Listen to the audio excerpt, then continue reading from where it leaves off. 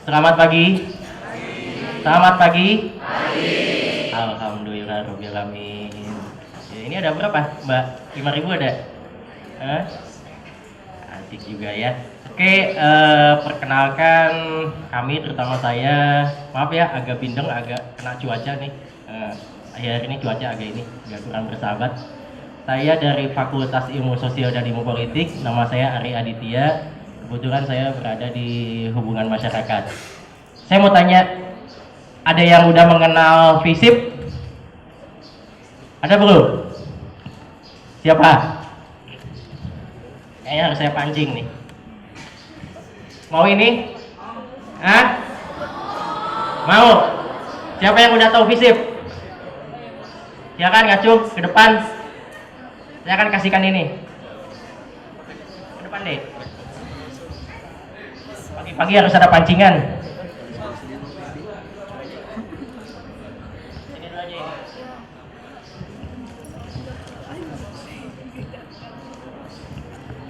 Nama kamu siapa? Globin. Globin. Iya, dari SMA mana? Anderson. Anderson. Apa yang kamu tentang FISIP? FISIP itu ilmu sosial dan ilmu politik. Oh iya, pasti kebanyakan yang itu kan. Itu udah gitu kan. Nah, apa yang kamu tahu nggak di FISIP itu ada apa aja? Ada apa? ilmu komunikasi. Terus tadi ada hubungan internasional. Yes. Ada lupa deh. Apa lagi? Ayo, ini menanti loh. Ini menanti nih. Apa ya? Lupa kak. Lupa. Oke, coba yang pojok sana sini. Public relation kak. Apa? Public relation. Tadi udah disebut komunikasi kan? Ah sama ya. Hah? Iya. Yang tadi yang di pojok coba sini. Sosiologi kak. Aku baca tadi dong. Udah, bentar ya, saya bandingkan ya ini jawabannya. Siapa namanya? Gila. Oke, apa yang kamu tahu tentang FISIP? Itu Fakultas Ilmu Sosiologi dan Ilmu Politik. Jurusannya itu ada kriminologi, sosiologi, kesenjangan masyarakat ya. Ya, terus apa lagi tuh? Hubungan internasional, komunikasi, lagi kriminologi ya. Oke, karena ini dapat 3, ini 2 gitu kan. Oke, saya kasihkan ke yang paling banyak ini. Kenapa? Oke, yang satu lagi saya kasih. Jangan. Ya, karena yang paling banyak ini. Kenapa gitu doang ya Allah? Oke, nggak apa-apa. Yang penting saya kasih rezeki Ini apa buat nih? ini, ha? Tempat Silakan sopan aja. ya? Oke, nggak apa-apa. Terima kasih semuanya ya. Oke, baik. Terima kasih. Tadi hanya pertanyaan awal aja dari saya. Kita akan putarkan dulu video profile dari FISIP. Silakan, Mas.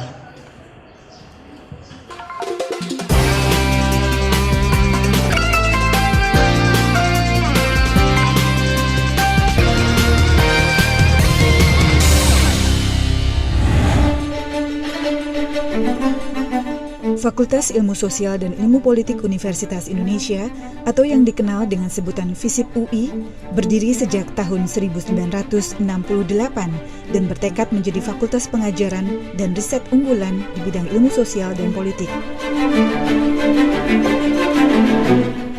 Fakultas dengan jumlah mahasiswa terbesar di UI ini yang terwujud dalam Departemen Ilmu Komunikasi, Ilmu Politik, Kriminologi, Sosiologi, Ilmu Kesejahteraan Sosial, Antropologi, dan Ilmu Hubungan Internasional. Program studi yang diselenggarakan FISIP UI antara lain program sarjana reguler, paralel, dan ekstensi, program magister, dan program doktoral. Pada tahun 2010, FISIP UI mulai memiliki program sarjana kelas khusus internasional atau Dual Degree Program yang bekerja sama dengan universitas ternama di luar negeri. Suasana belajar yang kondusif, yang ditunjang oleh fasilitas modern, menjadikan kegiatan belajar mengajar dan partisipasi aktif mahasiswa dalam kehidupan kampus semakin produktif dan beragam. Ratusan kegiatan berlangsung di kampus yang hijau ini, baik yang bersifat ilmiah maupun sosial atau seni. Tidak kurang dari 6.000 mahasiswa turut berpartisipasi dalam kehidupan kampus FISIP UI setiap tahunnya. Beragam kreativitas dipentaskan di lingkungan kampus sehingga menjadikan FISIP UI sebagai kampus yang selalu hidup. FISIP UI juga membuka diri atas keberadaan ahli dari luar negeri untuk berbagi ilmu pengetahuan melalui kegiatan-kegiatan kuliah umum, simposium, dan kunjungan delegasi asing. Berbagai naskah kerjasama telah ditandatangani sebagai bentuk kerjasama antara FISIP UI dengan fakultas di luar negeri. Sumbangsih FISIP UI untuk negeri dan bangsa Indonesia dilakukan melalui kiprah seluruh sivitas akademikanya.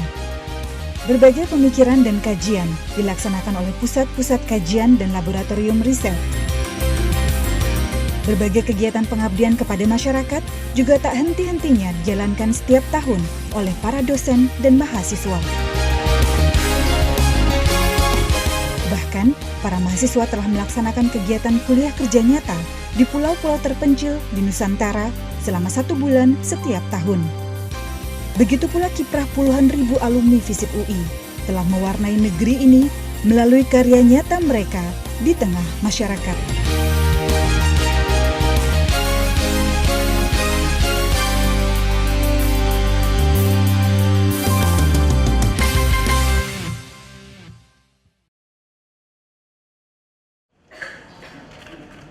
Nah, ini yang FISIP ini terbagi menjadi program sarjananya ada 3 seperti ini. Yang pertama program sarjana reguler, kedua paralel, yang ketiga kelas khusus internasional komunikasi. Nah, ini ada beberapa pertanyaan juga mengenai apa perbedaan mengenai reguler dan paralel seperti ini. Reguler itu ya termasuk dengan SNMPTN dan SBMPTN. Tahun ini emang tidak ada khusus di SIMAK gitu kan untuk regulernya. Yang di paralel tuh PPKB, SIMAK I juga. Kemudian regulernya tidak ada uang pangkal, maksimal 3 tahun setelah kelulusan jenjang SMA atau 3,5 tahun juga. Biaya pendidikan itu reguler dari 0 sampai dengan sekarang tuh sampai dengan 5 jutaan per semesternya. Ada beasiswa program bidik misi, ada pengurangan biaya operasional pendidikan berkeadilan, dan juga banyak sekali tersedia program-program beasiswa untuk reguler. Nah, ini yang tadi saya bicarakan mengenai kelas khusus internasional. Ini FISIP mempunyai program komunikasi. Jadi kita kerjasamanya sama University of Queensland, sama Curtin, sama Deakin juga. Jadi kalau saya secara singkat, 2 tahun pertama ada di Indonesia, kemudian 2 tahun berikutnya di Universitas Mitra yang ketiga ini. Tapi untuk informasi lebih lanjut silakan ditanyakan di booth area khusus kelas khusus internasional. Ini adalah tingkat selektivitas FISIP UI tahun kemarin.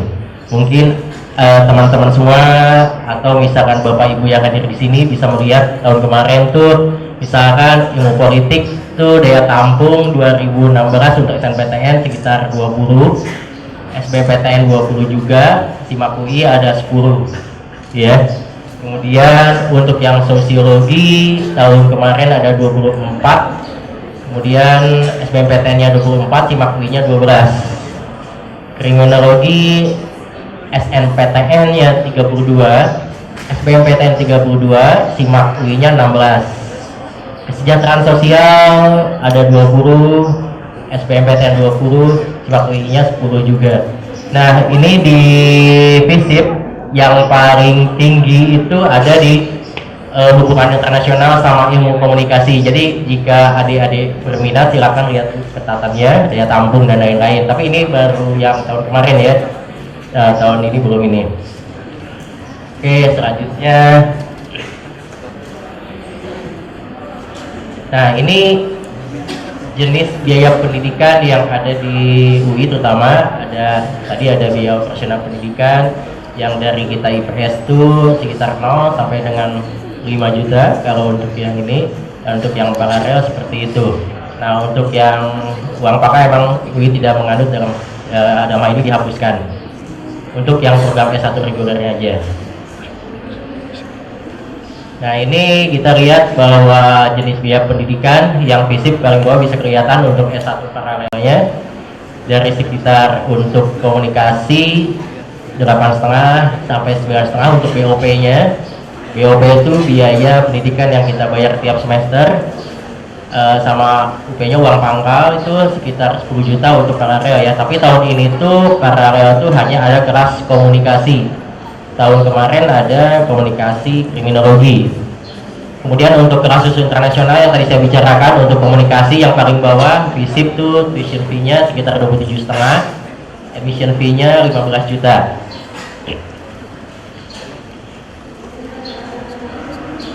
Nah, ini ada berapa pemikiran dari Bapak Ibu atau adik-adik semua. Kadang-kadang ingin masuk UI tapi terkendala misalnya UI mahal, makanya kita kenalin lagi beberapa beasiswa yang ada di UI seperti ini.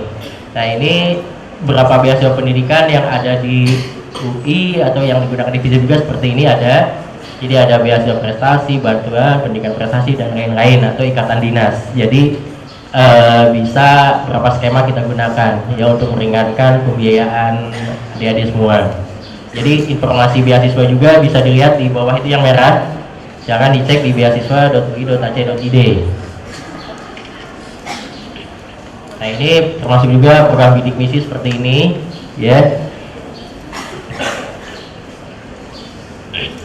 Nah, ini ada program bidik misi 2017 jadi tentatif ya.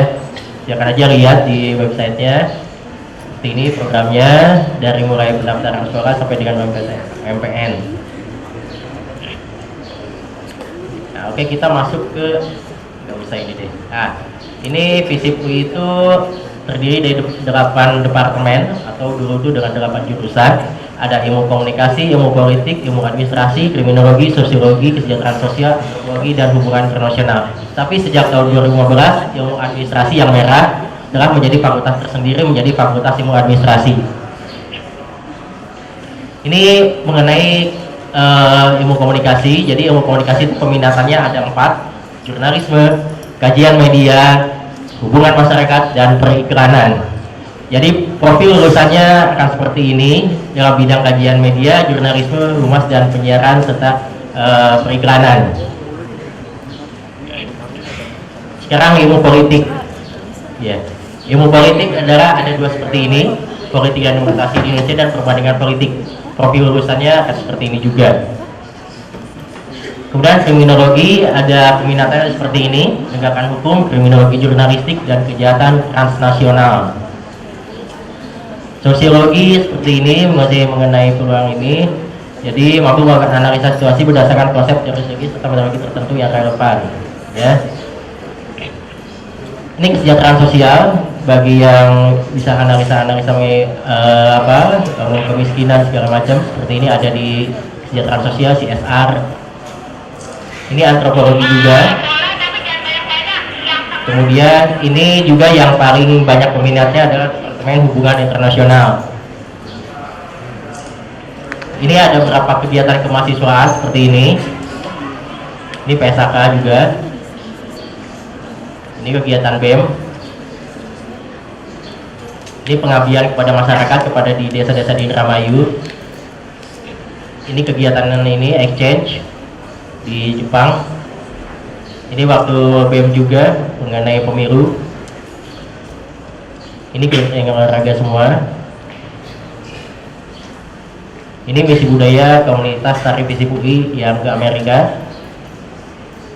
Ini KTF. Ini penampilan teater. Ini FISIP pernah juara 9 kali di Olimpiade UI. Ini mahasiswa berprestasi juga di UI. Ini kita punya kegiatan juga untuk TV UI. TV UI memang lokasinya berada di Lab Audiovisual Departemen Ilmu Komunikasi FISIP UI. Ini alumni FISIP UI.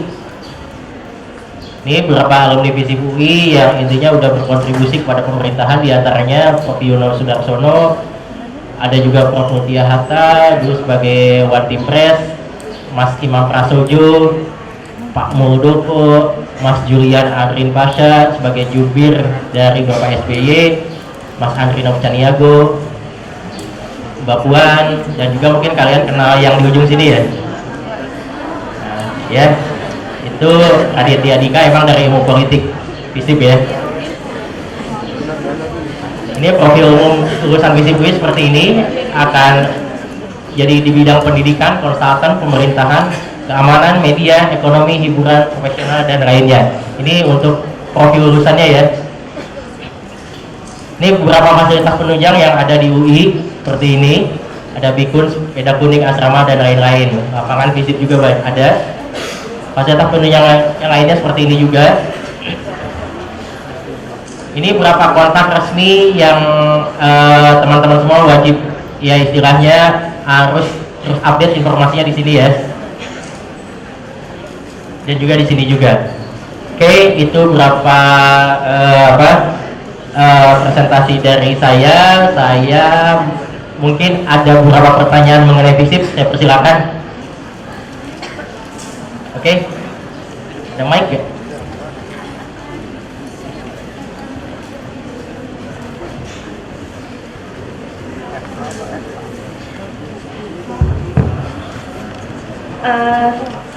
Selamat pagi, saya Rani dari SMA 68 Jakarta. Saya mau nanya, di komunikasi itu kan ada 4 penjurusan, kayak apa, periklanan, hubungan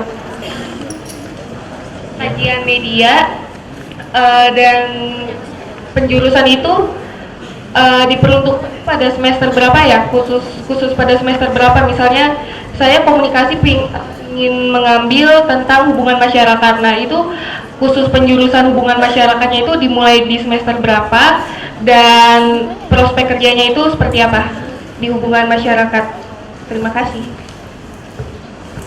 Oke, terima kasih Citra Mata dari kami. Ya, mudah-mudahan ingat bersama FISIP ya. Biasanya peminatan itu akan dilakukan pada saat semester 3.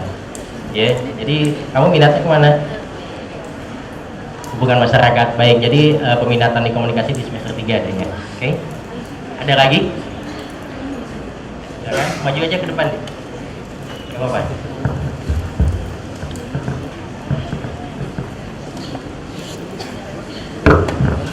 Mau nanya tentang yang tadi, yang departemen kriminologi. Iya. Itu kalau misalnya kita ambil jurusan itu, kira-kira nanti kerjanya kayak gimana ya? Oke. Tentang kriminalitas ya, mempelajari kriminal.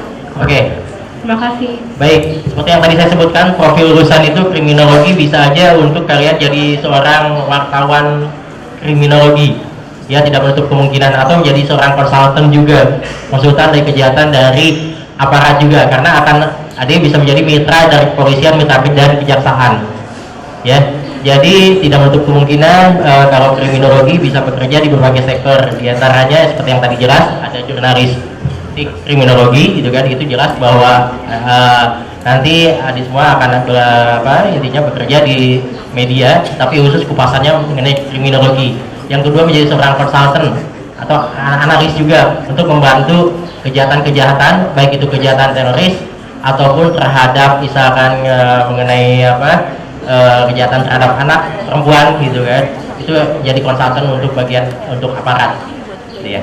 Oke, ada lagi? Yang sini ya, maju ya. Itu yang pakai kacamata. Iya.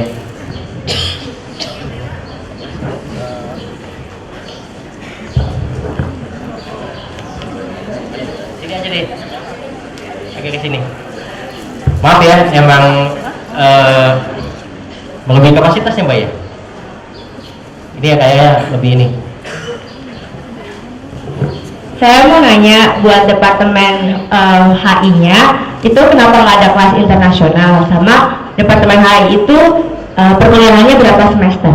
Sama ada info beasiswa bakal selama kita kuliah di departemen HI itu kayak ada exchange atau summer class-nya kayak gitu. Silakan Mas Kristo jawab. Gak apa-apa. Oke, halo semuanya, selamat siang teman-teman. Untuk hubungan internasional, semua teman-teman ini minimal wajib menempuh 8 semester, 4 tahun ya, standarnya 4 tahun. 3,5 dimungkinkan kalau teman-teman memiliki kemampuan khusus. Lalu apa lagi? Tadi mengenai apa? Beasiswa. Beasiswa di Departemen HI sebenarnya sama dengan beasiswa UI pada umumnya. Tadi mungkin kamu sudah lihat, teman-teman sudah lihat listnya. Ada beberapa tipe beasiswa dari yang prestasi akademik, afirmatif sampai ikatan dinas. Contoh-contohnya sebenarnya banyak, dari bidik misi, mungkin teman-teman bisa apply yang belum mampu, dan juga sampai ke beasiswa ikatan dinas seperti Tanoto Foundation. Teman-teman bisa mengapply semua, tidak hanya di HI. Itu sih. Bisa dipahami ya? Prinsipnya beasiswa itu semua jurusan dapat jika mengapply itu dan sesuai dengan syarat dan ketentuan. Itu aja. Oke, udah cukup. Kenapa? Oh, mengenai kelas internasional, ya. Ya, untuk FISIP saat ini emang hanya untuk komunikasi dulu dengan kerjasama dengan pihak 3 universitas di Australia. Tidak menutup kemungkinan kedepannya kemungkinan bisa aja hubungan internasional ada kelas internasional. Demikian. Oke, tampaknya karena waktu sudah tidak memungkinkan, tapi untuk informasi lebih lanjut di bawah ada booth khusus yang booth FISIP. Jika Anda menanyakan mengenai HI, komunikasi, sosiologi, antropologi, kesos, di situ ada beberapa mahasiswa yang dari berbagai macam jurusan itu bisa spesifik, bisa Anda tanyakan, baik mengenai kurikulum, perkuliahan di sana, beasiswa, apapun mengenai kehidupan kampus di sana. Baik, terima kasih. Assalamualaikum warahmatullahi wabarakatuh. Baik, pertama-tama saya ingin mengucapkan terima kasih atas pilihan Anda kepada Fakultas Hukum UI. Percayalah, Fakultas Hukum UI merupakan sekolah hukum terbaik di Indonesia. Akreditasi, BAN PT, QS, Webometric, Times, dan semuanya membuktikan bahwa sekolah hukum terbaik di Indonesia adalah Fakultas Hukum UI. Sebelum kita mulai berinteraksi lebih lanjut, perkenalkan, nama saya Wahyu Andrianto, saya manajer pendidikan di Fakultas Hukum UI. Nanti kita akan berinteraksi lagi setelah Anda diterima di Fakultas Hukum UI. Yang jelas kita siap memberikan yang terbaik untuk Anda. Sebelum memberikan penjelasan lebih lanjut, perkenalkan saya untuk menampilkan video profil sekolah hukum yang akan menjadi tempat nantinya Anda menempuh pendidikan dan meraih kesuksesan dalam karir Anda. Silakan, inilah video profil dari Fakultas Hukum UI.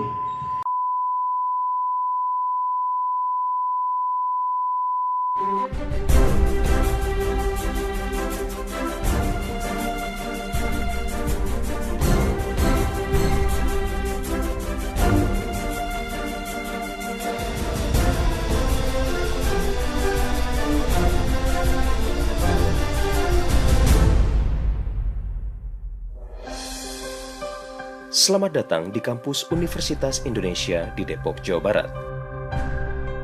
Universitas Indonesia, atau biasa disebut UI, adalah perguruan tinggi tertua di Indonesia. UI juga telah beberapa kali dinobatkan sebagai perguruan tinggi terbaik di Indonesia versi QS World Rankings. Kampus UI Depok berdiri di atas lahan seluas 320 hektar. Hanya 25% diantaranya yang dipergunakan untuk kegiatan akademik. Sedangkan selebihnya berwujud hutan kota. Atmosfer Green Campus amat terasa di lingkungan yang memiliki 6 danau dan jalur khusus sepeda ini.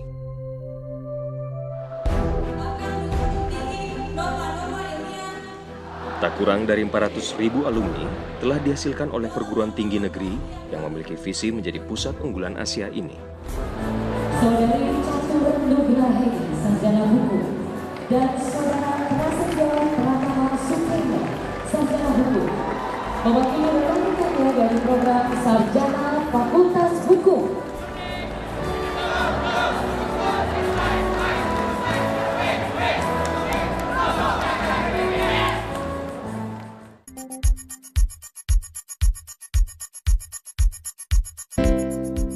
Kegiatan perkuliahan UI diadakan di 2 lokasi, yakni di kampus UI Lama di Salemba, Jakarta Pusat, dan di kampus Depok yang dibangun pada tahun 80-an. Kampus Depok berjarak sekitar 35 km dari kampus Salemba. Kampus di bagian selatan Jakarta ini bisa dicapai sekitar 45 menit dari pusat kota Jakarta dengan kereta komuter line Jabodetabek. Untuk transportasi di dalam lingkungan kampus, mahasiswa dapat menggunakan bus kampus atau yang biasa disebut dengan bus kuning. Selain itu, mahasiswa juga dapat meminjam sepeda dengan menggunakan kartu mahasiswa. Selain berbagai fasilitas transportasi di atas, juga tersedia fasilitas penginapan dan asrama yang mampu menampung lebih dari 1.000 mahasiswa. Saat ini, kampus Depok adalah kampus utama UI, karena perkuliahan sebagian besar dari 13 fakultas yang ada di UI diselenggarakan di sini, termasuk diantaranya Fakultas Hukum Universitas Indonesia atau FHUI. Cikal bakal FHUI berawal dari tahun 1909. Karena itulah, FHUI merupakan salah satu fakultas tertua yang ada di UI, sekaligus merupakan fakultas hukum tertua di Indonesia. Sejak tahun 1950, FHUI sudah dipimpin oleh 16 dekan. Dekan pertama adalah Profesor Djoko Sutono, SH, yang sosoknya dijadikan monumen di kampus FHUI. Sedangkan dekan terakhir adalah Profesor Dr. Topo Santoso, SH.MH, yang menjabat sejak tahun 2013. Sebagai fakultas hukum tertua dan berpengaruh di Indonesia, serta menyandang nama negara, FHUI memberikan masyarakat suatu pendidikan tinggi hukum dengan standar yang sangat tinggi. Tugas-tugas utama kami adalah pendidikan, penelitian, dan pengabdian pada masyarakat. Dan untuk itu kami didukung oleh suatu sumber daya, fasilitas, dan manajemen yang modern. Kami menerima mahasiswa terbaik dari seluruh Indonesia. Dan mereka berprestasi baik di bidang akademik maupun non-akademik, baik nasional maupun internasional.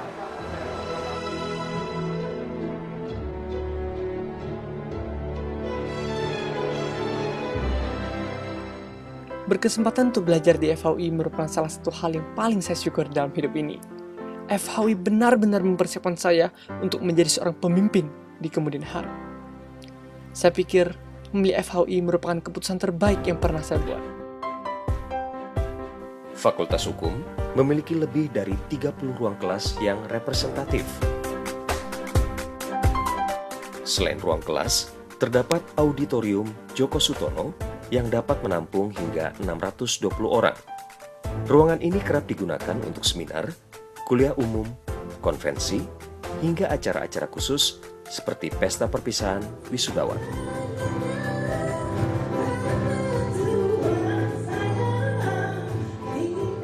Sedangkan Balai Sidang Djoko Sutono berkapasitas lebih kecil, yakni 300 orang.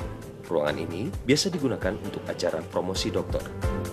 Ada pula ruang multimedia SMT yang dapat digunakan untuk telekonferensi, kuliah, dan pelatihan dengan kapasitas 120 orang. Lapangan olahraga dan sejumlah ruang kuliah di kampus FHUI dibangun berdasarkan sponsor dari alumni. Hal itu membuktikan eratnya hubungan antara alumnus dan alma mater di FHUI. Berbagai fasilitas pendukung juga tersedia di area kampus FHUI, mulai dari akses internet nirkabel atau Wi-Fi, kamera CCTV di sejumlah titik, serta tempat beribadah berupa musola dan masjid UI.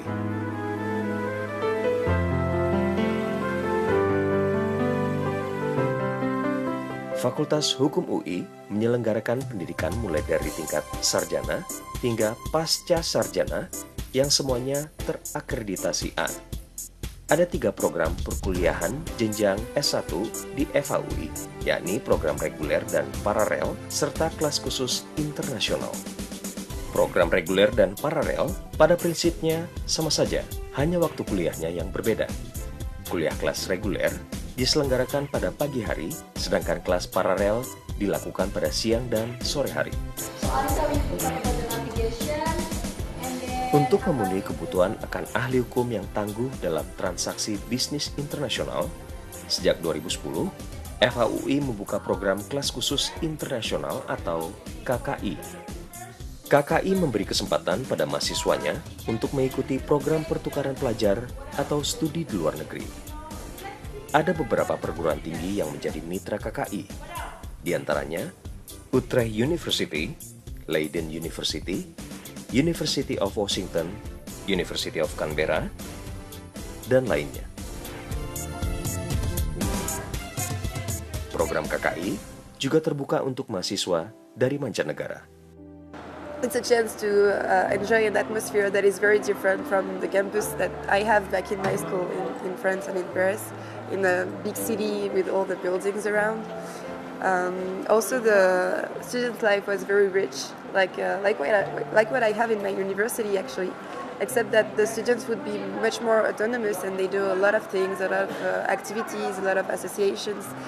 I chose University of Indonesia because this university is the most popular and best university in this country, and I chose Faculty of Law of University of Indonesia because they provide the international program to enable the students to go abroad much easier than my country. Kehidupan mahasiswa FHUI penuh dinamika. Selain belajar, mahasiswa S1 dapat menyalurkan berbagai minat dan bakatnya di kampus. Tak kurang dari 20 kegiatan bisa diikuti oleh mahasiswa. Antara lain ada BEM dan BPM. Ada pula Perfilma untuk mereka yang tertarik pada dunia jurnalistik. Ada ALSA, yakni Forum Komunikasi Antar Mahasiswa Fakultas Hukum se-Asia, serta ada KOPMA untuk mereka yang memiliki jiwa wirausaha. Selain itu, ada pula Lembaga Kajian Keilmuan atau LK2, dan masih banyak lagi kegiatan lainnya.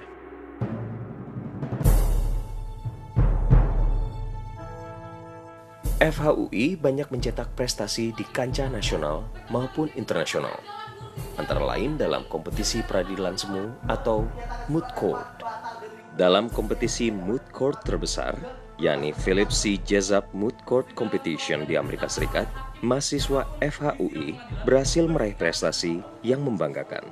Sidang harus duduk dengan sopan dan tertib di tempatnya masing-masing dan memelihara ketertiban dalam ruang sidang.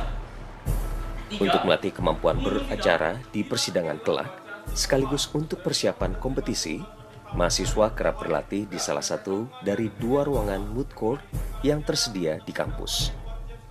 Sebagai bentuk pengabdian masyarakat, FHUI memiliki lembaga konsultasi dan bantuan hukum yang memberikan bantuan hukum secara pro bono atau gratis untuk masyarakat umum.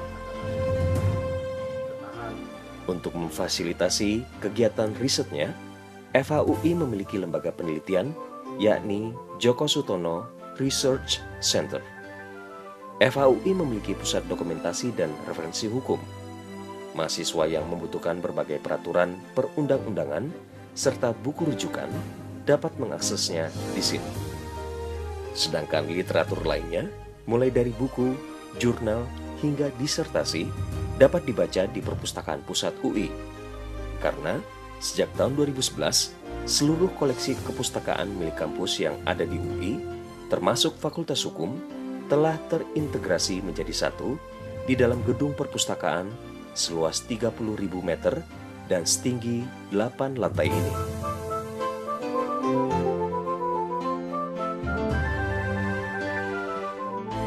Program Pasca Sarjana Fakultas Hukum Universitas Indonesia diselenggarakan di pusat kota Jakarta, yakni di kampus Salemba. Program Magister FHUI diadakan sejak tahun 1981. Saat ini, program Magister atau S2 terdiri dari Magister Ilmu Hukum dan Magister Kenoktariatan. Mahasiswa Magister Ilmu Hukum dapat mengambil salah satu dari 11 konsentrasi atau peminatan yang ada. Jadi kami banyak melakukan penambahan dan penambahan sehingga konsentrasi pendidikan S2 program pasca sarjana yang terbanyak dan terbesar adalah yang diselenggarakan oleh program pasca sarjana Fakultas Hukum Universitas Indonesia. Bagi mereka yang ingin menempuh pendidikan lebih tinggi, dapat melanjutkan perkuliahan hingga jenjang doktor atau S3. Program ini sudah dibuka sejak tahun 1983. Hingga tahun 2014, program S3 sudah melahirkan lebih dari 200 doktor.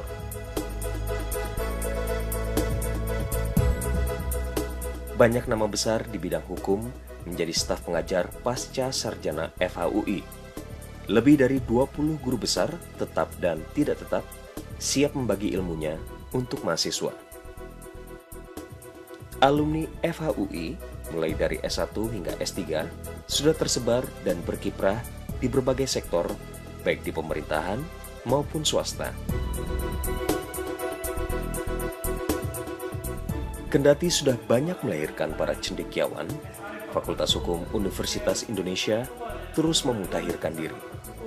Tujuannya adalah untuk mempersiapkan lulusan yang mampu bersaing di tingkat global.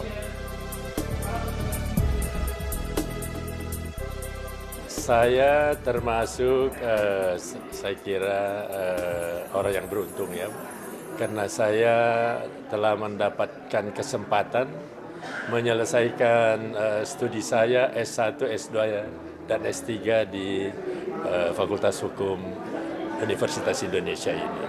Yang selama ini saya menjadi asesor, saya harus mengakui bahwa Fakultas Hukum UI masih tetap yang terbaik untuk saat ini.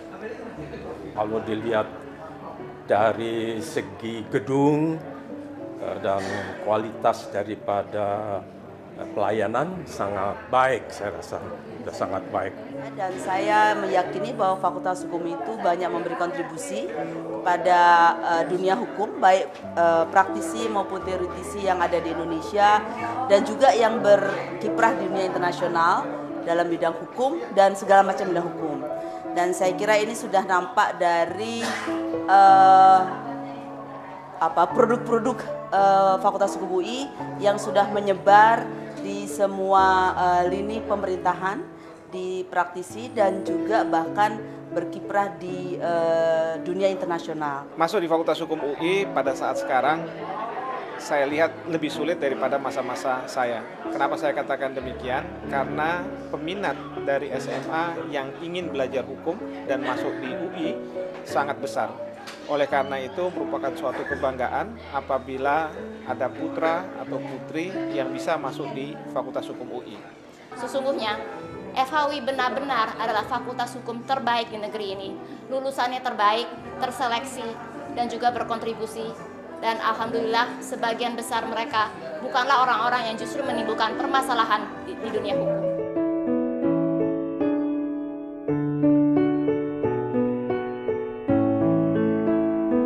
Silahkan, jika ada pertanyaan bisa diajukan. Monggo, nggak usah takut-takut. Mungkin ada yang mau bertanya, mungkin ada yang penasaran dan sebagainya. Saya lihat yang di depan ini pertama. Selamat pagi, saya ingin bertanya, di Fakultas Hukum UI itu tadi gelar sarjana, yang sarjananya nggak disebutkan konsentrasinya, hanya magisternya. Nah, saya ingin tanya program konsentrasi di sarjananya. Terima kasih. Ini kalau kata Mario Teguh super sekali nih pertanyaannya. Di Fakultas Hukum ada 3 program sarjana. Silahkan nanti Anda pilih. Yang pertama adalah program sarjana reguler. Program sarjana reguler ini kuliahnya dari pagi hari, jam 8 pagi sampai jam setengah 4 sore. Anda cukup familiar dengan kuliah di pagi sampai sore hari. Biaya pendidikannya cukup terjangkau, berbeda-beda tiap individu. Mulai Rp0 sampai 12,5 juta. Tergantung kemampuan, tergantung kuatnya berapa yang ingin dipilih dari pembayaran itu, masing-masing individu bisa berbeda. Beasiswanya seabrek. Ada beasiswa prestasi, tapi ada beasiswa karena finansial. Kemudian apa jurusannya? Kalau Anda SMA, mungkin ada 3 jurusan. Tapi untuk Fakultas Hukum ada 14. Anda bisa milih nanti, ada hukum bisnis, hukum internasional, hukum perdata, ada tata negara, dan sebagainya. Semuanya tersedia untuk Anda. Di program sarjana reguler, untuk ujian masuknya, ada jalur undangan dan jalur ujian. Jalur undangannya udah familiar kan? SNM, PTN. Jalur ujiannya SBM, PTN. Silahkan, Anda bisa milih jalur-jalur itu. Untuk program sarjana paralel, waktu kuliahnya mulai siang hari, mulai jam 2 siang sampai jam 9 malam. Jadi karena orang-orang, ini adalah program yang ditujukan buat mereka yang nggak bisa bangun pagi. Mungkin benar, karena kuliahnya siang hari sampai dengan malam hari, kalong kata orang. Jurusannya juga ada 14. Ada 14 peminatan. Biaya pendidikannya flat, tiap individu sama, tiap semester 10 juta. Tapi pertama kali masuk ada uang pangkal 12 juta, jadi 22 juta, itu pertama. Untuk berikutnya 10, 10, 10. Berikutnya adalah ada program sarjana kelas internasional. Ini kuliahnya dari pagi sampai sore, sama dengan reguler. Di program sarjana kelas internasional, mahasiswa langsung dijuruskan ke hukum bisnis dan hukum internasional. Biaya pendidikannya tiap semester 30 juta. Pertama kali masuk 20 juta, ada yang kaget, wih gitu. Mungkin mahal banget, enggak juga. Kenapa? Menurut saya setara. Karena dengan biaya seperti itu, Anda bisa ikut dual degree, joint degree, double degree. Cukup dengan membayar biaya seperti itu, Anda bisa dapat 2 gelar sekaligus. Kita saat ini kerjasama dengan Australia dan Belanda. Tapi nanti untuk selanjutnya akan kita kembangkan. Dengan model pembiayaan seperti itu, baik reguler, paralel maupun kelas internasional, Anda bisa ikut exchange. Jadi terbuka kemungkinan Anda ikut program pertukaran mahasiswa dan sebagainya. Apakah bayar lagi? Enggak. Kalau ikut exchange, Anda cukup dengan membayar uang kuliah itu, kemudian bisa pergi ke luar negeri. Itulah keunggulan dari Fakultas Hukum UI.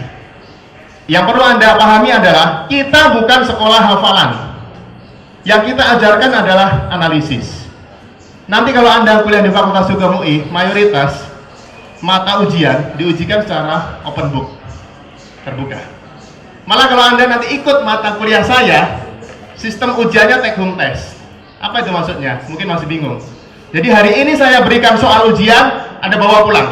Seminggu lagi, bawa lagi ke saya. Kita diskusikan di dalam kelas. Boleh buka buku? Ya tentunya boleh dong. Kan nggak mungkin saya ngawasin.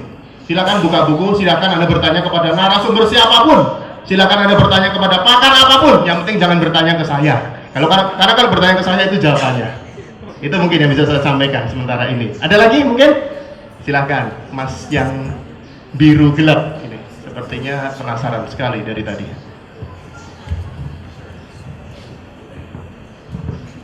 Selamat siang, saya mau bertanya untuk cara belajar di sini gimana ya? Soalnya kalau beberapa cabang ilmu lain kan udah familiar dengan penelitian.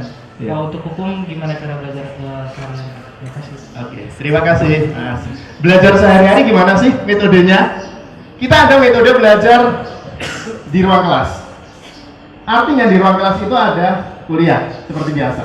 Kuliah seperti biasa, dipaparkan materi. Biasanya pemaparannya kalau saya ngajar ada 2 slide papan layar seperti ini sekaligus. Jadi yang sini untuk teori, yang situ untuk kasus. Apakah itu apalah? Bukan, itu analisis. Itu belajar di dalam kelas. Tapi yang perlu Anda syukuri kalau nanti masuk Fakultas Hukum, seluruh ruang kelas di Fakultas Hukum, 40 ruang kelas yang ada, itu multimedia. Jadi Anda di dalam ruang kelas bisa berinteraksi lewat video conference dengan teman-teman dari Fakultas Hukum luar negeri. Anda bisa bertukar pikiran dengan teman-teman dari Harvard, Oxford, atau dari Belanda, atau dari Jepang. Anda bisa berinteraksi langsung. Silahkan ngobrol secara langsung. Itu sistem belajar dalam kelas. Tapi ada juga sistem belajar di luar kelas. Biasanya untuk mata kuliah praktek. Artinya, mahasiswa Fakultas Hukum, selain dia mempunyai kapasitas intelektual yang mumpuni, dia juga harus peka dengan kondisi sekitar. Mereka kita latih, memberikan penyuluhan di masyarakat, advice, penasihat hukum, dan sebagainya. Konsultasi, langsung diterjunkan ke masyarakat. Dengan model seperti itu, mahasiswa akan peka dengan kondisi sekitar. Itulah salah satu keunggulan Fakultas Hukum. Kita terjunkan mahasiswa ke masyarakat supaya dia peka dengan kondisi sekitar. Saya sudah dapat lampu merah, waktunya sudah 5 menit lagi. Baik, ada lagi pertanyaan? Mungkin 5 menit lagi. Ya, silakan. Ini Mbak yang di sini.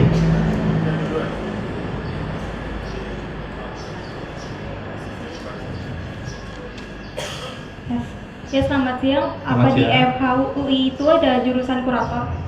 Jurusan kurator. Ya, terima kasih. Luar biasa. Anda mau S1, S2, S3? S1. Oke. Untuk S1, prinsipnya kita membekali mahasiswa dengan pengetahuan hukum. Apa sih pengetahuan hukum itu? Artinya, kita akan membekali mahasiswa yang siap kerja dan siap dilatih.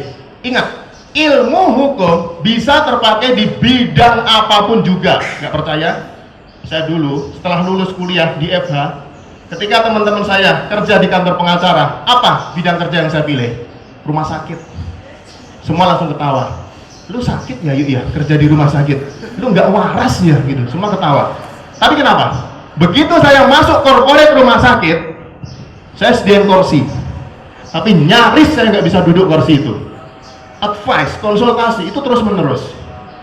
Saya bikin legal opinion, dokter nggak bisa bikin legal opinion. Saya bikin MOU, dokter nggak bisa bikin MOU, bikin kontrak, bikin perjanjian dan sebagainya. Ilmu hukum terpakai di semua bidang kehidupan. Sebelum lulus pun mahasiswa langsung dilirik oleh pangsa pasar dunia kerja. Bahkan beasiswa untuk melanjutkan pendidikan ke tingkat lanjutan sudah antri biasanya. Bahkan untuk mahasiswa kita yang cum laude, contoh, saya kasih contoh, dari jurusan hukum internasional, dia langsung dijemput dari Kementerian Luar Negeri. Lu mau jadi diplomat atau mau lanjutin LLM keluar, silahkan kita fasilitasi. Tadi mbaknya nanya, kalau saya mau jadi kurator, saya milih apa? Tentunya Anda milih fakultas hukum. Disitulah basic ilmunya akan diperdalam. Yang kedua, silahkan Anda bisa milih jurusan praktisi hukum. Disitulah kemampuan Anda menganalisis kasus, mendalami kasus, menuangkan kasus dalam praktek akan dipertajam. Itu kerjaan utama dari seorang kurator. Bagaimana dia peka dengan suatu kasus, bisa mengeluarkan advice terhadap suatu kasus dengan bagus. Ada lagi pertanyaan? Oke, satu pertanyaan. Satu pertanyaan lagi. Siapa yang mau tanya ini? Ya, selamat pagi, nama saya Ari. Saya mau menanya, dari 14 jurusan itu di hukum, apa kita pelajari semua atau hanya memilih jurusan sesuai tujuan kita aja? Nah, oke. Terima kasih pertanyaannya. Sini, Ari. Anda waktu SMA mungkin hanya ada 3 jurusan ya. Kalau saya SMA dulu ada IPA, IPS, bahasa. Kebetulan saya dari IPA. Tapi saya kuliahnya di Fakultas Hukum. Saya dulu diketawain orang, lu kan IPA yuk. Tapi kenapa milih Fakultas Hukum? Ternyata di Fakultas Hukum kemampuan analisis itu terpakai. Ada 14 jurusan. Apakah milih semua ya tadi ya? Apakah milih semua atau beberapa? Tentunya Anda harus milih beberapa. Nah, bedanya dengan siswa adalah kalau Anda SMA ya, Anda SMA sekarang ya, sekolah kan banyak yang bukan sistem SKS. Anda dapat nilai bagus, teman Anda dapat nilai kurang bagus. Semester berikutnya mata pelajarannya masih sama. Tapi kalau nanti Anda kuliah, Anda dapat nilai bagus, teman Anda kurang bagus. Semester berikutnya mata kuliah yang bisa Anda ambil makin banyak. Bobotnya lebih banyak dibandingkan dengan teman Anda yang nilainya kurang bagus. Sehingga kemungkinan untuk lulus semakin cepat. Nah, untuk peminatan yang 14 itu, Anda bisa pilih nanti pada saat Anda mulai menginjak di semester 3. Tapi apakah peminatan itu kaku seperti pada saat SMA? Misalnya, kalau SMA, anak-anak IPA nggak mungkin pindah IPS kan? Anak IPA nggak mungkin ngambil pelajaran sosiologi, ekonomi, atau pelajaran IPS. Demikian juga sebaliknya, anak IPS nggak mungkin dia ngambil pelajaran kimia. Tapi kalau peminatan di Fakultas Hukum itu lebih cair. Artinya kalau dia ngambil contoh hukum internasional, dia tetap bisa ngambil mata kuliah jurusan lain. Silakan. Karena untuk lulus dia harus mengumpulkan 144 SKS. Nah, itu SKS atau mata kuliah itu bisa diperoleh dari peminatan lain. Atau mungkin Anda berminat ikut exchange. Silahkan. Anda ikut exchange student ke beberapa universitas. Mata kuliah yang Anda peroleh di sana bisa ditransfer ke Fakultas Hukum. Perlu bayar lagi? Enggak. Kalau ikut exchange, Anda cukup membayar biaya kuliah. Jadi biaya kuliah Anda yang di sana ditanggung, yang nggak ditanggung adalah biaya sehari-hari. Jadi kalau Anda mau ke Starbucks dan sebagainya itu bayar sendiri. Tapi kalau biaya kuliah ditanggung. Jadi kalau peminatan itu adanya di semester 3, tapi sifatnya bukan kaku seperti pada saat SMA, itu cair. Anda bisa mix dengan berbagai peminatan yang ada. Atau mungkin Anda ngambil hukum internasional. Anda ingin kuliah lintas fakultas. Mungkin ngambil mata kuliah di jurusan hubungan internasional FISIP. Silakan, itu juga bisa. Jadi mata kuliah Anda peroleh di HI bisa ditransfer ke Fakultas Hukum. Itulah. Ketika Anda masuk ke Fakultas Hukum UI, banyak sekali kunci-kunci sukses yang akan Anda peroleh. Waktunya habis ya?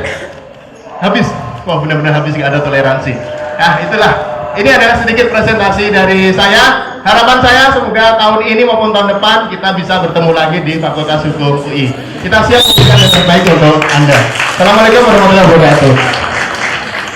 Assalamualaikum warahmatullahi wabarakatuh. Kurang semangat ya. Assalamualaikum warahmatullahi wabarakatuh.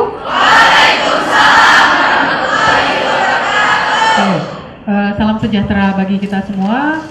Selamat pagi adik-adik yang kami cintai. Perkenalkan, nama saya Robiana Mojo. Saya adalah manajer Ventura Kerjasama dan Hubungan Alumni dari Fakultas Kesehatan Masyarakat UI.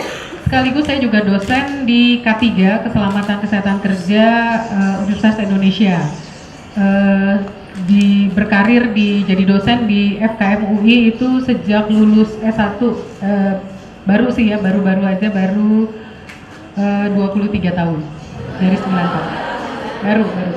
Oke, saya mau cerita, tapi kalau misalnya ngomongin visi misi FKM mungkin agak saya skip. Nanti saya akan detail tentang program-program S1 kami yang baru. Waktu saya masuk, saya adalah alumni pertama dari FKM UI yang dari SMA. Jadi saya agak-agak kakak kelas kalian sebetulnya ya. Cuma beda jauh ya, beda genre ya. Beda 23 tahun. Terima kasih diingatkan. Ini adalah kampus kita, yaitu kampus ungu. Biasanya karena hari ini dikasih seragamnya abu-abu, jadi kita pakai hitam. Biasanya ungu-ungu ya yang dari FKM UI. Kami punya trademark warna ungu dan ini adalah visi dari FKM UI, yaitu mendukung pencapaian visi UI. UI punya visi, kami mendukung menjadikan pusat pengembangan ilmu, teknologi, dan pendidikan. Jadi ada ilmu, teknologi, pendidikan, kesehatan masyarakat berkelas dunia yang berperan aktif dalam pengembangan profesi kesehatan masyarakat. Jadi Kesmas itu sudah ada profesinya juga ya, dalam gerak pembangunan kesehatan di Indonesia dan di Asia. Oke, kemudian untuk mencapai misi tersebut kita lewat ada beberapa visi. Visinya adalah menjadikan FKM UI pusat pengembangan watak moral etika dan budaya bangsa Indonesia melalui penyelenggaraan program pendidikan. Menjadikan FKM UI pusat pengembangan ilmu dan teknologi kesehatan masyarakat lewat kegiatan penelitian yang menghasilkan karya ilmiah bermutu tinggi, menjadikan FKM UI penggerak pembangunan kesehatan nasional. Jadi banyak alumni, kemudian dosen-dosen yang aktif berperan serta dalam pembangunan kesehatan di Indonesia ya. Selain jadi dosen, ya kayak saya ini kami bantu di Kementerian Kesehatan, Kementerian Energi Sumber Daya dan Mineral, Kementerian Tenaga Kerja. Jadi nggak melulu jadi dosen, tapi kita juga bantu beberapa kementerian dalam rangka ini menjadi penggerak pembangunan kesehatan nasional dan regional lewat partisipasi aktif dalam membangun kemampuan dan upaya masyarakat ya, menyelesaikan berbagai masalah kesehatan. Yang duduk di sini semua tahu ya, ngapain sih sekolah di FKM ya? Karena kita punya banyak masalah kesehatan masyarakat gitu ya. Yang duduk di sini adalah ingin membantu menyelesaikan permasalahan kesehatan masyarakat gitu ya. Mudah-mudahan seperti itu, karena memang masalah Kesmas itu banyak. Beda sama dokter. Kalau dokter sakit berobat ke dokter silahkan. Kalau kita ini ngurusin yang masih sehat-sehat, gimana caranya supaya jangan sakit. Oke? Kayak apa sih? Nah, sebelum lebih jauh lagi, ini sambil juga nunggu ada rombongan yang baru masuk. Ya silahkan, yuk masuk, duduk. Banyakan perempuan ya.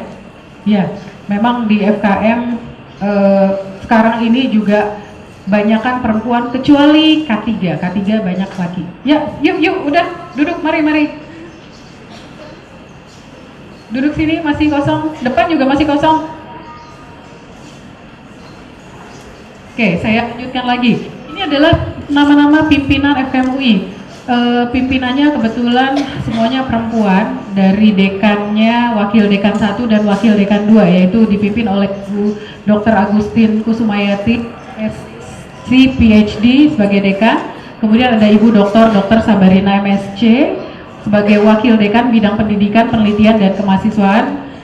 Selanjutnya Wakil Dekan Bidang 2 itu adalah Dr. Asri Adi Sasmita MPH PhD sebagai Wakil Dekan Bidang Sumber Daya Ventura dan Administrasi Umum. Oke. FKM UI ini adalah menjadi Fakultas Kesehatan Masyarakat yang tertua, ya. Tadi sudah disebutkan oleh Mbak MC sejak 1 Juli 66. Kemudian dia menjadi banyak kekhususan atau peminatan di Indonesia. Kita punya S1 7 kekhususan, 4 program studi, ada S2-nya 4 program studi dan 13 peminatan ya di program studi S2-nya. Kemudian untuk S3-nya ada 2 program studi. Jadi di FKM UI itu ada program sarjana, karena ini adalah adik-adik dari SMA ya. Saya akan agak fokus ke sini ya. Kita punya 4 program studi sarjana. Jadi kalau mau memilih jangan salah pilih. Jadi ya, program studi Ilmu Kesehatan Masyarakat yang nantinya gelarnya adalah SKM. Kemudian ada program studi Ilmu Gizi, yaitu nanti gelarnya Sarjana Gizi, SGZ. Kita punya program studi Kesehatan Lingkungan, nanti lulus dengan gelar SKL, Sarjana Kesehatan Lingkungan. Dan ada program studi yang terbaru dan ini baru 2015, yaitu SK3, Sarjana Kesehatan dan Keselamatan Kerja. Gelarnya adalah SKKK. Untuk magister dan doktor ini ada ilmu kesmas, administrasi rumah sakit, epidemiologi K3. Kita punya S2 K3. Jadi lulus S1 sini bisa masuk lanjutin di sini ya. Dan program studi doktornya itu ada ilmu kesmas dan epidemiologi. Ini apa sih, kesmas apa, epidemiologi itu apa, gizi apa, dan seterusnya. Nanti mungkin kita bisa lihat. Sebagai informasi, kami punya akreditasinya A semua ya, alhamdulillah. Baru kemarin ditetapkan 2014 sih yang SKM-nya. Untuk gizi itu baru kemarin 29 Januari 2017. Akreditasinya juga A dari akreditasi dari BAN PT, Badan Akreditasi Nasional Perguruan Tinggi. Kemudian kita juga punya program studi S2 IKM-nya juga A. Dan program studi EPID-nya juga A. Untuk KARS-nya ini B, ini lagi ke A ya, kemarin sudah divisitasi lagi. Kemudian untuk program studi S2 K3-nya juga kita dapat A. Untuk doktornya ini keduanya adalah A untuk kesmas dan EPID. Kenapa sih itu penting? Penting karena yang namanya akreditasi itu adalah menjadi tolok ukur bahwa kurikulum, kemudian kehidupan sivitas akademikanya itu terjaga. Karena yang namanya Badan Akreditasi Nasional itu nggak sembarangan memberikan A, B, dan seterusnya ya. Kami juga diakreditasi oleh ASEAN University Network atau AUN untuk program sarjananya ya. Jadi ini mungkin nggak terlalu jelas terlihat. Jadi secara internasional kami juga sudah direcognize ya, sudah diakreditasi. Nah, apa sih kompetensi lulusan Fakultas Kesehatan Masyarakat UI ya? Kalau adik-adik sekalian melihat ini yang namanya STIKES, Sekolah Tinggi Ilmu Kesehatan STIKES itu berhamburan ya, udah kayak jamur, ada sekitar 200-an se-Indonesia. Kenapa saya tahu? Karena kebetulan saya duduk di Komite Nasional untuk Uji Kompetensi SKM se-Indonesia. Kenapa? Jadi ternyata kita mesti pilih-pilih ya. Jadi yang namanya lulusan SKM dari Sabang sampai Merauke, kemudian diperbandingkan sama UI, tentu saja itu jauh berbeda. Jadi hati-hati nanti kalau emang pingin masuk kesmas itu, nanti kalau mau masuk ke swastanya itu juga hati-hati ya.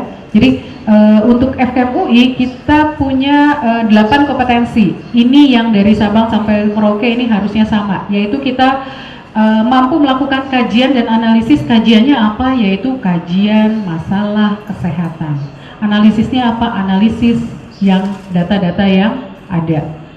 Oke, mampu mengembangkan kebijakan dan perencanaan program kesehatan ya. Ini nanti adik sekalian akan diberikan mata kuliah yang muatan kurikulumnya akan menghasilkan kompetensi bisa mengembangkan kebijakan dan perencanaan program kesehatan. Anda sekalian juga akan mampu melakukan komunikasi efektif. Seorang SKM, seorang SK3, seorang SKL atau SGZ tidak boleh nggak bisa ngomong, harus ngomong. Kenapa? Karena kita akan menjadi, salah satunya kita akan nyuluh kayak gini, kita ngomong. Ngomongnya adalah mulai dari yang orang-orang yang masyarakat yang awam sampai kita ngomong di level kementerian, bahkan ngomong sama presiden. Itu gimana komunikasi supaya efektif, itu diajari, itu belajar ya. Dan belajar komunikasi efektif itu digabung. Karena UI itu sekarang sudah dibagi menjadi 3 rumpun ilmu, yaitu rumpun ilmu kesehatan, rumpun ilmu sains, dan rumpun ilmu bahasa, rumpun ilmu sosial dan bahasa, sehingga FKM ini masuk ke rumpun ilmu kesehatan. Kuliah-kuliah awal itu nanti adik-adik sekalian akan digabung menjadi bersama mahasiswa kedokteran, mahasiswa kedokteran gigi, mahasiswa keperawatan dan farmasi. Untuk komunikasi efektif ini kebetulan saya ngajar, itu biasanya kita digabungnya sama teman-teman adik mahasiswa kedokteran. Bagaimana berkomunikasi seorang nantinya profesinya dokter sama seorang nanti profesinya SKM, ya.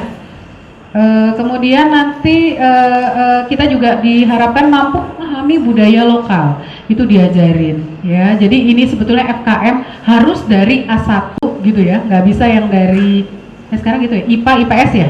Sekarang IPA IPS ya, nggak boleh yang dari IPS, tapi belajarnya juga ada sosiologi, ada psikologinya, gitu ya. Seru ya. Yang kita hadapi adalah bukan individu tapi masyarakat, community. Gimana caranya kita bisa memahami budaya-budaya lokal setempat, ya. Kemudian diharapkan juga lulusan SKM itu punya kompetensi melakukan pemberdayaan masyarakat. Pemberdayaan ini adalah kita melakukan empowerment. Bagaimana kita bisa merubah perilaku orang dari yang tadinya merokok menjadi tidak merokok. Itu kemampuannya itu diberikan ya.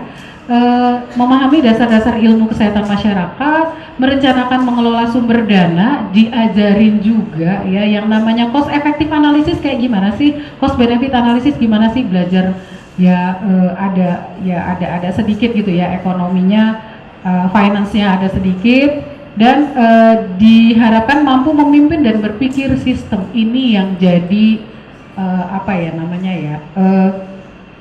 kekuatan dari alumni UI. Kalau saya tanya, saya ke seluruh Indonesia gitu ya, saya lihat lulusannya Undip sama UI, apa sih bedanya? Ternyata kita bisa diajak untuk berpikir sistematik, berpikir sistem ya, dan cenderung bisa memimpin karena kurikulumnya itu diberikan. Oke. Terus lulusan FKM udah 8 kompetensi tadi, kerjanya jadi apa sih gitu ya, bertanya-tanya ya. Ini ketutupan nggak? Kalau saya dari sini ketutupan nggak ya di sini? Jadi lulusannya adalah akan menjadi komunikator dan advocacy. Sekarang ini kita akan masuk ya, kebetulan saya di K3 itu yang namanya perusahaan-perusahaan, semua kementerian-kementerian, industri, usaha itu akan butuh yang namanya udah 10 tahun terakhir sebetulnya, tapi tetap kurang, butuh seorang K3, sarjana kesehatan lingkungan, SGZ, sama SKM. Saya SKM, banyak sekali diminta, tiap tahun tuh pasti teman-teman dari perusahaan tuh minta, tolong lulusan K3 atau Gizi atau KL. Kemarin ini saya baru pulang dari Kaltara, dari Seruyung, perbatasan dengan Malaysia, itu ternyata ada lulusan KL dari UI. Saya senang sekali. Biostatistik juga ada, statistician. K3 juga ada, lulusan S1, S2-nya ada. Jadi tidak terlihat ya seperti halnya seorang sarjana hukum atau sarjana ekonomi, tapi pangsa atau kesempatan untuk bekerjanya itu masih terbuka luas ya. Jadi komunikator dan advokasi banyak teman-teman kita juga ada di Kementerian Kesehatan ya. Kemudian jadi peneliti di Bappenas juga ada ya, alumni kami. Jadi peneliti itu senang-senang, menyenangkan, dan kalau saya nggak hanya dosen tapi juga jadi peneliti, itu luar biasa pengalamannya ya. Buat yang nggak senang adventure, nggak suka jalan-jalan, mungkin sebaiknya jangan masuk FKM ya, karena kalau jadi peneliti itu mesti muter-muter, bisa seluruh Indonesia dijelajahi atau bahkan ke luar negeri. Kemudian jadi manajer dan administrator itu banyak dibutuhkan ya, di rumah sakit, kemudian di klinik, di manajer-manajer di perusahaan itu juga alumni dari kami sudah cukup banyak, terutama untuk K3 ya, lagi-lagi K3 ya. Leader, ini seorang tadi saya udah belum sampaikan ya, salah satu peminatan itu ada yang namanya administrasi kebijakan. Itu diajarin yang namanya bagaimana how to manage, how to be a leader, how to be a good leader. Itu salah satu jurusan yang ada di FKM UI. Salah satu dosennya yang paling berperan adalah yang Prof. Hasbullah Tabrani, itu beliau yang begitu sering muncul di TV untuk memperjuangkan bebas rokok, undang-undang tembakau dan sebagainya. Itu adalah urusan kami ya.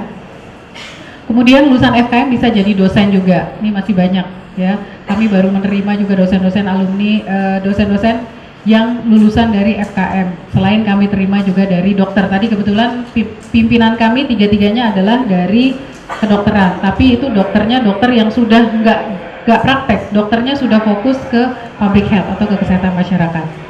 Oke. Kemudian kita masuk ke jenis program dan latar belakang pendidikannya. Untuk S1 reguler itu jadi jalur masuk ke FKM UI itu ada dua, S1 reguler dan S1 ekstensi. Kita belum punya yang namanya S1 paralel ya, jadi S1 ekstensi. Di mana luarannya itu keluarnya akan 4 sarjana tadi ya, 4 titel yang tadi saya sudah sebutkan, yaitu S1 regulernya itu bisa masuk ke ilmu kesehatan masyarakat yang dari awal itu kalian sudah langsung pilih salah satu. Ada gizi, ada kesehatan lingkungan, ada yang keempat adalah keselamatan dan kesehatan kerja atau yang biasa disingkat K3. Pendidikannya itu harus SLTA. Rasanya saya nggak tahu kalau mungkin ada yang aliyah itu belajar IPA juga nggak? Saya juga nggak tahu. Saya nggak tahu paham. Tapi yang jelas input kami adalah dari SLTA atau yang sederajat jurusan IPA. Bagaimana yang IPS? Sistem di UI belum memungkinkan, ya. Jadi harus dari IPA. Untuk X1 ekstensi itu hanya ada satu program studi, yaitu program studi IKM. Oke, dia biasanya sudah lulus dari akademi keperawatan, akademi gizi, akademi yang lain-lain, itu kemudian masuk melanjutkan S1 di FKM UI. Biasanya di beberapa kuliah itu nanti akan digabung antara ekstensi dengan reguler. Jadi jangan heran, kok ini wajahnya agak-agak bermutu gitu ya, bermuka tua sedikit sih. Sekarang ini makin muda-muda ya ekstensi wajahnya.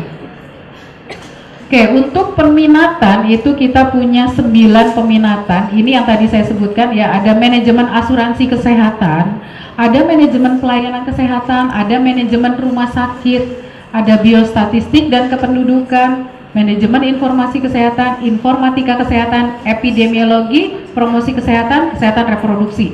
Dari 1 sampai 9 ada yang pingin tahu lebih jelas lagi, karena saya nggak akan jelasin satu. Ada yang pengen tahu agak lebih detail, itu apa sih gitu? Epidemiologi, oke. Bagus. Saya kebetulan tiganya adalah epidemiologi, kesehatan kerja. Seru sekali. Epid ngapain tuh? Belajarnya adalah ilmu yang mempelajari distribusi frekuensi dan determinan penyakit maupun kecelakaan. Epid belajarnya itu. Jadi kita belajar distribusi penyakit itu seperti apa sih, frekuensinya seperti apa. Ini kayak sekarang musim hujan, yang paling sering apa? Ada diare kah? Ada sakit-sakit demam berdarah, ada kejadian luar biasa di daerah mana, di Gunung Kidul atau di mana, itu dipelajari. Kemudian ada hitungan-hitungan. Saya kasih tahu, yang namanya Kementerian ESDM, Kementerian Tenaga Kerja itu menggunakan terminologi EPID untuk menghitung kejadian kecelakaan. Ada yang namanya incidence, prevalence, kemudian ada yang namanya, pernah dengar gak? Pernah ya, barusan saya ngomong kan, jangan geleng, pernah. Jadi ada incidence, prevalence, berkaitan dengan penyakit-penyakit, itu kita pelajari. Buat apa? Supaya kita bisa bikin program, jangan terjadi lagi penyakit tersebut, jangan terjadi lagi kecelakaan tersebut. Jadi penyakit maupun kecelakaan itu untuk yang EPID K3 yang saya pelajari itu bagaimana dilihat distribusinya, frekuensinya, distribusinya berdasarkan orang, tempat, waktu. Orangnya apakah laki, perempuan, tepatnya di mana sih? Kalau di perusahaan, di bagian produksi kah yang paling banyak celaka? Apa di bagian packaging atau di bagian maintenance kalau di oil and gas atau di tambang-tambang batu bara. Jadi kebetulan saya tiap tahun tuh keliling tambang. Ya udah untuk melihat angka-angka tadi ya secara EPID, dilihat fatality ada berapa sih, penyakit ada berapa sih, LTI ada lost time injury namanya, itu dipelajari di epidemiologi. Seru ya. Jadi K3 itu mengaplikasikan EPID dan biostatistik. Biostat itu kita ngitung-ngitung, ada manajemen data, ya, bagaimana IT diterapkan dalam kesehatan. Seru nggak? Seru ya. Jadi informatika jelas ya. Promosi kesehatan ini juga seru. Jadi kebetulan yang saya promosi kesehatan tapi di tempat kerja. Promkes itu bagaimana kita bisa mengempowering, memberdayakan orang-orang yang tadinya nggak ngerti tentang kesehatan terus jadi paham, terus dia jadi aware, dia jadi olahraga, dia jadi stop rokok, dia jadi mengatur pola diet dan sebagainya, pola makan dan sebagainya. Itu di promosi kesehatan. Kemudian kesehatan reproduksi. Sekarang ini banyak sekali ya anak-anak, kemudian seks bebas, kemudian kehamilan dini, pemakaian kondom dan sebagainya, itu dipelajari di kesehatan reproduksi, mempelajari seluruh aspek-aspek reproduksi baik laki maupun perempuan, tapi mostly bagi wanita ya. Ada lagi yang mau dijelasin? Jelas ya semuanya ya. Oke. Untuk waktu kuliah ini biasanya untuk S1 tadi Kesmas, Gizi, KL dan K3 itu adalah Senin sampai Kamis 8 sampai jam 3. Sementara kalau ekstensi itu dimulainya dari sore hari jam 4 sampai jam 9. Tapi ada beberapa kelas yang karena mahasiswa ekstensi itu ternyata kebanyakan lulus D3 dia langsung lanjut S1. Jadi dia nggak kerja. Ini sebetulnya khusus untuk yang kerja ya. Jadi ada beberapa kelas yang ekstensinya ikut ke reguler, itu dimungkinkan ya. Kemudian kita juga punya kelas Jumat dan Sabtu di 8 sampai jam 5, itu untuk kelas yang ekstensi. Untuk reguler Jumat Sabtunya libur. Khusus untuk S2, S3 itu justru kuliahnya kebanyakan di Jumat dan Sabtu. Oleh karena itu biasanya Jumat Sabtu itu lebih ramai daripada hari-hari biasa. Oke, untuk penerimaan mahasiswa baru itu biasanya penerimaan sekali dalam setahun di semester ganjil. Seperti nanti ya di bulan-bulan Juni, Juli biasanya ujiannya. Untuk penerimaan untuk masuk kuliah di bulan September. Program magister dan dokter itu kalau untuk S2, S3 biasanya 2 gelombang diterima di Februari, tapi untuk kuliahnya tetap di September, Februari dan di bulan Juni, Juli ujiannya. Untuk sarjana reguler yang untuk adik-adik ini ada 2 ya, hanya 2. Kalau dulu tahun lalu reguler masih bisa lewat SIMAK UI, sekarang reguler hanya lewat 2 gerbang masuk di UI, yaitu lewat undangan SNMPTN dan lewat SBMPTN, ujian tertulis. SIMAK UI sudah bukan lagi reguler. Udah tahu semuanya ya? Udah. Oke, kemudian untuk ekstensi lewat SIMAK UI, jenjang magister lewat SIMAK UI dan doktor lewat SIMAK UI. Kemudian kalau untuk doktor ditambah ujian proposal. Kebetulan saya juga jadi penguji untuk mahasiswa S3 khusus untuk ujian proposalnya. Oke, ini kelihatan nggak ya? Semoga terlihat ya. Beban dan lama studi biasanya sama seperti hukum tadi ya di fakultas lainnya, bahwa minimal SKS 144. Itu ditempuh dalam 4 tahun. Tapi beberapa mahasiswa yang cukup kalau saya bilangnya ambis gitu ya. itu bisa lulus 3,5 tahun. Tapi kalau saya bilang mendingan pas-pasan aja lah 4 tahun lah, biar menikmati. Karena kalau udah lulus terus mau ngapain 3,5 tahun? Terus wisudanya juga sama-samanya ya kebanyakan adanya di wisuda yang 4 tahun. Kemarin ini kami meluluskan dari K3 hanya 7 orang, 3,5 tahun. Nggak ada teman kan? Cuma 7 orang. Untuk jadi lama semesternya adalah 8 semester ideal dan boleh sampai 12 semester. Kalau lebih dari 12 semester itu udah nggak bisa DO, ya. Jadi maksimal 12 semester. Untuk ekstensi itu sekurang-kurangnya 6 semester karena dia sudah D3 sampai 16 semester. Untuk ini tidak ada perpanjangan masa studi, ya. Jadi kalau perpanjangan masa studi ini artinya kalau lewat dari 12 semester atau lewat dari 16 semester itu akan di DO. Oke, kemudian ini saya skip aja ya, jenjang doktor juga saya skip. Untuk struktur kurikulum ini adik-adik sekalian akan belajar mata kuliah wajib universitas sebanyak 18 SKS. Apa sajakah itu? Itu ada yang namanya mata kuliah MPKTA, MPKTB, ada agama gitu ya. MPKT itu singkatan dari, aduh saya nggak ngasuh ya, jadi lupa ya. MPKT nanti dilihat ya. Kemudian itu wajib universitas ada 18. Yang tadi saya sampaikan MPKTA, MPKTB itu isinya 6 SKS, 6 SKS itu sudah 12. Plus mungkin ada bahasa Inggris, mungkin ada agama ya sesuai kepercayaan masing-masing. Kemudian untuk kesehatan kita punya mata kuliah wajib rumpun kesehatan yang besarnya sampai 16 SKS. Mata kuliahnya seperti yang tadi saya sebutkan, komunikasi efektif, yang itu semua digabung, yang tadi kedokteran gigi, kesehatan masyarakat, FKM, farmasi dan keperawatan. Kemudian mata kuliah kolaborasi, ada mata kuliah penanggulangan bencana, itu yang digabung di rumpun tadi ya. Kemudian ada mata kuliah IBD, itu adalah ilmu biomedik dasar. Jadi kalian akan belajar yang namanya farmakologi, belajar anatomi fisiologi, belajar parasitologi, belajar biomedik namanya semuanya, biokimia, fisika nggak ada, kemudian yang seperti itu deh. Itu menjadi mata kuliah wajib rumpun ya. Terus yang punya lagi ada mata kuliah wajib fakultas yaitu 4 KS, itu mata kuliah yang namanya mungkin kesehatan global kalau saya nggak salah, kesehatan global, dan ada namanya kesehatan masyarakat basic intermediate kesmas kalau untuk yang S2 nya, pokoknya pengenalan kesehatan masyarakat itu adanya di mata kuliah wajib. Dan kemudian ada mata kuliah wajib program studi dan peminatan, totalnya 96 SKS. Disitulah tadi kalau kalian masuknya di gizi akan belajar fokusnya gizi gitu ya. Kalau untuk K3 belajarnya banyakan 96 SKS itu akan habis belajar tentang K3. Begitu juga kesehatan lingkungan dan kesmas ya. Oke, magister dan doktor saya bahas. Ada yang mau ditanyakan? Nah, ini adalah peminatan untuk program SKM. Tadi kan ada 4 program ya, SKM, Gizi, KL, dan K3. Nah, untuk yang SKM ya, yang tadi yang generalis tadi, itu ada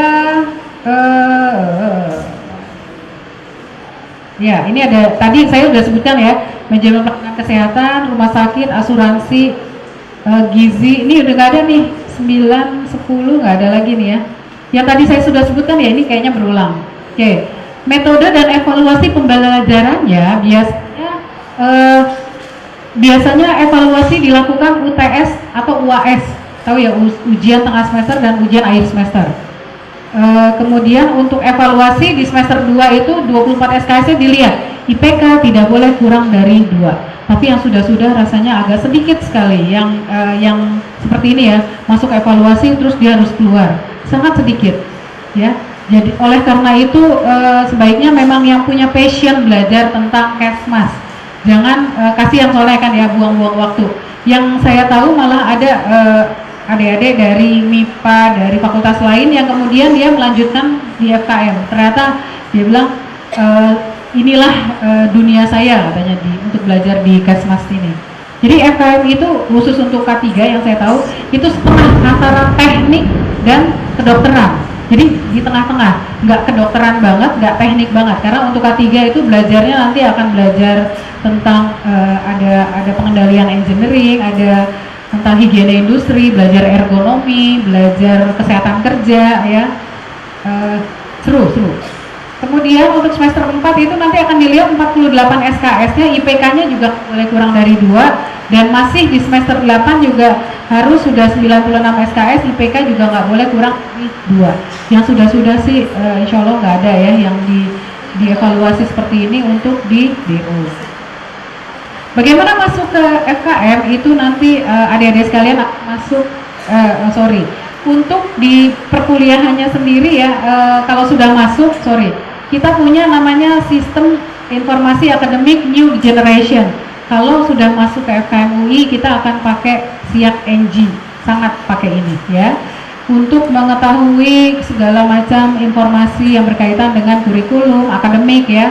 Dan nanti Anda sekalian masuk akan dapat password ya. Oke, perhatikan tangan-tangan penting ini ya, nanti SIAK NG ini untuk Anda tahu tentang subbagian akademik, mahasiswa dan dosen. Oke, ini kita punya dosen-dosennya ada 128 staf kependidikan, dosen tetapnya 108 ya. Minimal ini yang S2 ada 30, sisanya adalah doktor dan profesor 26. Oke. Ini adalah pendaftaran untuk masuk ke FKM secara online. Dicatat, silakan, dan sampai jumpa di kampus baru UI Depok. Terima kasih. Sampai jumpa di kampus. Wassalamualaikum warahmatullahi wabarakatuh. Perawat itu apa sih? Perawat itu asistennya dokter ya? Perawat itu pembantunya dokter ya? Ya, sekarang persepsi itu coba kita rubah, dibangun. Kenapa? Sejak dari kuliah belajar bersama di satu kelas sebagai kolega yang sifatnya kolaboratif ya, jadi berkolaborasi. Apa peran dokter, apa peran perawat, apa peran dokter gigi, apa peran farmasi, itu dilakukan sejak mahasiswa ya. Dan mudah-mudahan nanti kalau rumah sakitnya sudah jadi contoh bagaimana di rumah sakit itu terjadi kolaborasi antar tenaga kesehatan.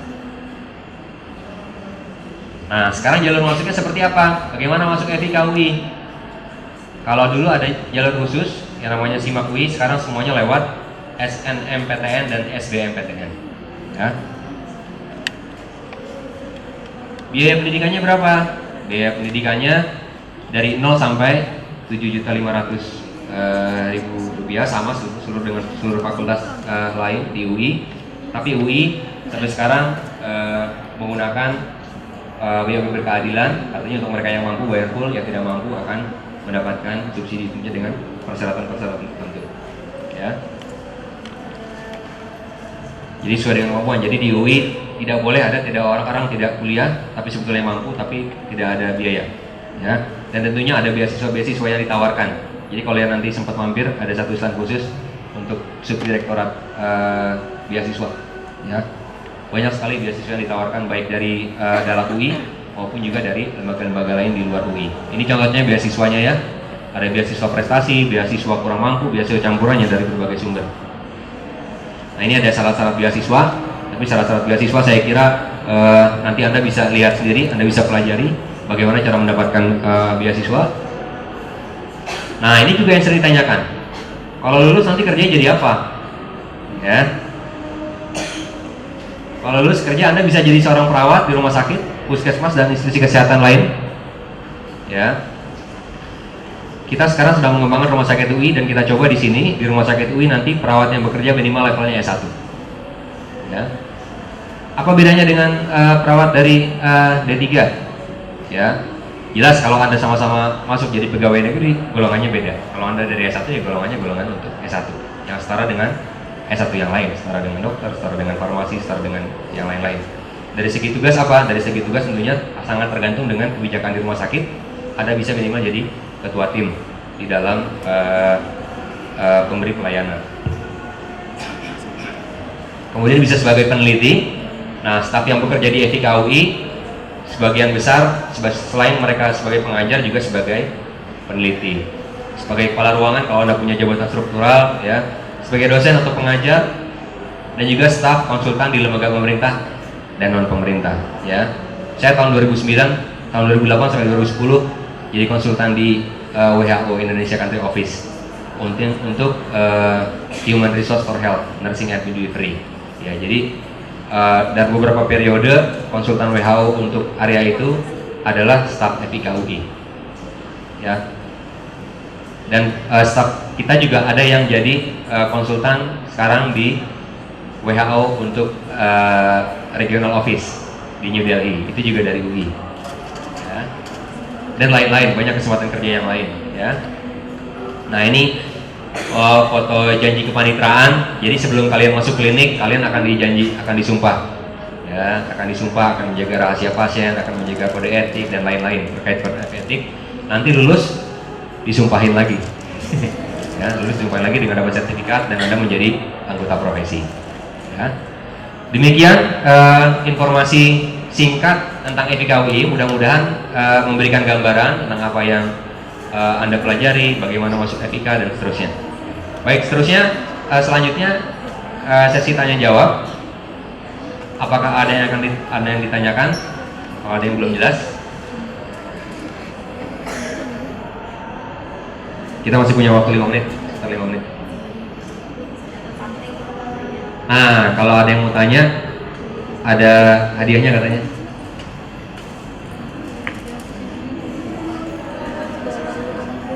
Kelihatannya hujan-hujan gerimis-gerimis pada ini nih, pada apa namanya?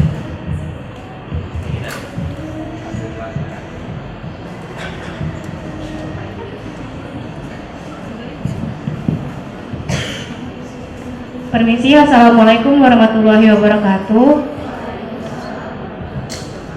Perkenalkan, nama saya Ufti, saya dari siswa SMK kebetulan. Nah, kan kalau biasanya kalau untuk beberapa universitas di Indonesia itu memprioritaskan SMA, sedangkan kalau SMK ini bisa nggak masuk ke universitas Indonesia? Ya. Terima kasih sebelumnya. Jawabannya bisa, langsung saya jawab ya. Jawabannya bisa, Anda asal lulus SBMPTN dan SNMPTN bisa masuk FIK UI. Sekarang ini salah satu yang ada di stand itu lulusan SMK tuh. Ada salah satu kakak kalian. Ya, jadi jawabannya bisa. Silakan, ada lagi? Yang nanya katanya dapat hadiah, kasih hadiahnya dong. Wah, hadiahnya agenda 2017 di KUI. Ya, silakan. Yang belakang dulu. Oh, siapa ya? Silakan deh. Silakan Bang aja. Assalamualaikum warahmatullahi wabarakatuh. Saya Astia dari SMAN 47 Jakarta yang bertanya, apa sih yang dipelajari dalam keperawatan gerontik? Terima kasih. Wassalamualaikum warahmatullahi wabarakatuh. Oke, kamu dulu ya. Silakan, siapa lagi yang mau tanya? 3 dulu. Ya. Assalamualaikum warahmatullahi wabarakatuh. Saya Puput Dwi Martiana dari Mangsa Bogor. Saya mau tanya, kan kalau yang sekarang kelas 3 SMA itu UN-nya kan kayak ada buat milih gitu. Nah, yang UN misalkan milih biologi gitu, itu ngaruh gak sih buat nanti masuk ke UNIF-nya? Terima kasih.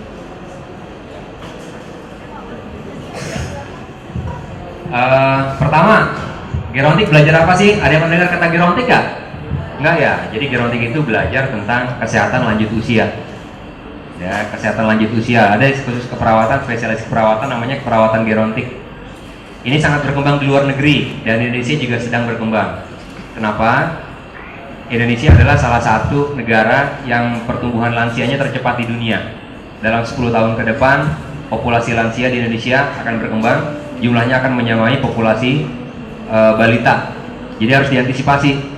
Kalau lansianya banyak, berarti masalah kesehatannya akan bergeser dari masalah penyakit infeksi ke masalah penyakit-penyakit degeneratif. Nanti akan banyak masalah penyakit jantung, masalah pembuluh darah, ya, masalah terkait proses penuaan. Nah, kalian akan belajar itu di mana? Itu di keperawatan gerontik namanya. Ya. Jadi untuk mengantisipasi, nah, dekan kita spesialisasinya keperawatan gerontik. Jadi beliau belajar S3-nya di Australia, keperawatan gerontik yang itu sudah berkembang di negara maju. Ya, Dan salah satu bisnis yang berkembang untuk keperawatan sebetulnya nursing home namanya, kalau ada yang pernah dengar. Nursing home itu tempat khusus perawatan untuk lanjut usia. Tapi agak berbeda dengan panti jompo ataupun panti werda yang ada di Indonesia ya. Konteksnya beda. Kalau itu panti sosial, di bawah dinas sosial. Ini betul-betul dikelola oleh nursing. Ya, nanti kalian bisa buka contoh di Google nursing home itu kayak apa. Lihat di situ, itu pengelolanya perawat semua. Ya. Nah sekarang kalau udah kelas 3 ngambil urusan biologi, kira-kira ada ngaruhnya nggak untuk masuk UI? Untuk masuk UI intinya adalah kalian lulus SBMPTN atau SNMPTN dari apapun jurusan kalian. Kalau dulu untuk masuk jurusan-jurusan ilmu sains, teknik, keperawatan termasuk kedokteran harus dari IPA. Ilmu sosial harus dari IPS. Sekarang enggak. Orang IPS pun bisa kalau mau masuk jurusan-jurusan di IPA. Anak IPA juga sebaliknya boleh masuk jurusan-jurusan di IPS. Ya, selama Anda mampu bertahan. Mampu bertahan. Ya, kalau suka pasti bertahan kan? Kalau suka belajar biologi, suka belajar apa? Ya, jawab ya. Oke,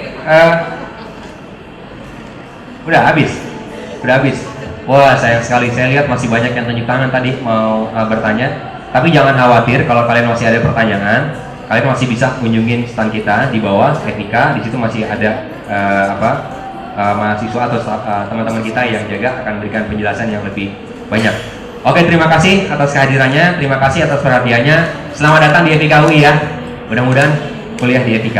Assalamualaikum warahmatullahi wabarakatuh.